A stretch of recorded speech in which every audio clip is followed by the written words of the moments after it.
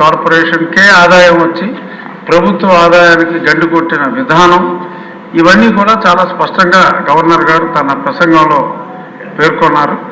మరి వాటన్నిటి మీద అంత క్లియర్గా గవర్నర్ గారు గత ప్రభుత్వంలో అంటే 2019 నుంచి 24లో ఇది జరిగింది అని అన్నప్పుడు మరి దాన్ని పరిగణలోకి తీసుకొని దాని మీద ఏదన్నా విచారణ చేయవలసిన అవసరం ఉంటే అది విచారణ జరిపించాలని నా మొదటి అభ్యర్థన.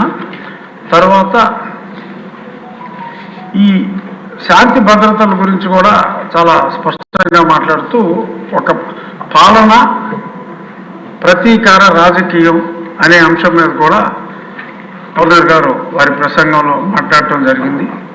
ఇది స్పెసిఫిక్గా ప్రత్యేకంగా చూడవలసిన అంశం అధ్యక్ష. ఎందుకంటే పాలన ప్రతీకారం ఎక్కడ ప్రతీకార రాజకీయంలో కొన్ని వేల కేసులు ఎంతోమంది మీద చాలా అన్యాయంగా జస్ట్ ఇప్పటి రూలింగ్ పార్టీకి కేవలం నోటికి మద్దతు తెలియజేసిన ఒక ఫ్లెక్సీ ఎవరైనా వేసినా కూడా వాళ్ళందరి మీద కేసులు పెట్టడం జరిగింది. ఈ కేసుల గురించి చెప్పాలి అంటే మరి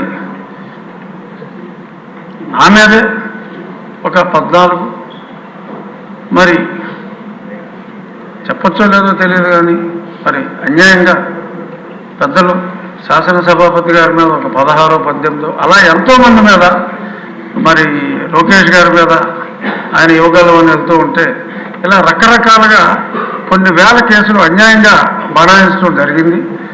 అది కేవలం రాజకీయ ప్రేరేపిత కేసులు, సబ్స్టెన్స్ లేని కేసులు. మరి అటువంటి సబ్స్టెన్స్ లేని ఎన్నో వేల కేసుల్లో మరి ఈరోజు ఒక దుష్ట పాలనని అంతమొందించడానికి మంచి పాలన రావడానికి ఒక ట్వీట్ చేసినా కూడా కేసులు పెట్టినవి ఎన్నో వేలలో ఉన్నాయి. కాబట్టి వాటిని మళ్ళీ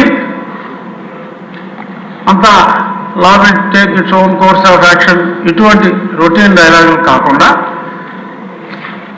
ఒక నిర్ణయం తీసుకొని సమిష్టిగా ఆ నిర్ణయం ద్వారా, ఎందుకంటే గవర్నర్ గారే స్పష్టంగా పేర్కొన్నారు కాబట్టి ఆ నిర్ణయం ద్వారా ఈ అన్యాయంగా కేసుల్లో ఇరుక్కున్న వారికి స్వాంతన చేకూర్చే విధంగా మరి చేయాలి.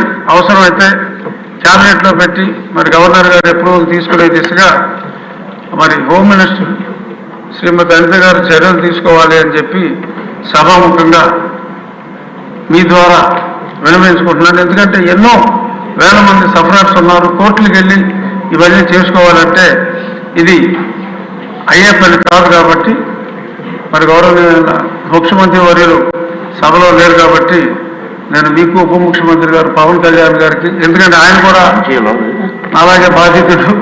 సో కాబట్టి ఆయన తెలుసు పెయిన్, సాక్షాత్తు ముఖ్యమంత్రి గారికి తెలుసు.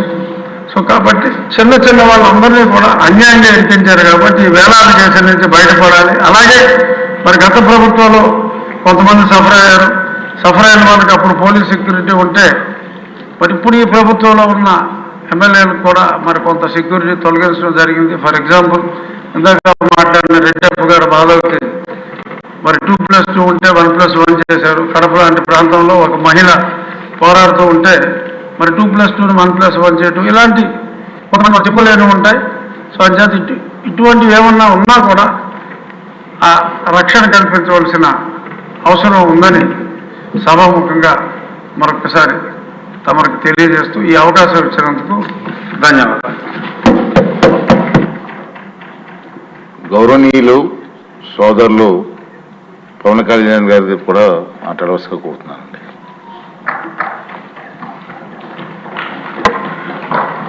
అధ్యక్షుల వారికి నమస్కారం.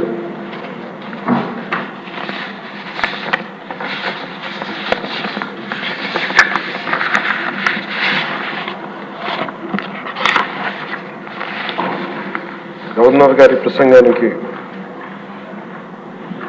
ధన్యవాదాలు చెప్తూ ప్రవేశపెట్టిన తీర్మానాన్ని జనసేన పార్టీ తరఫు నుంచి నేను కూడా బలపరుస్తున్నాను అధ్యక్ష.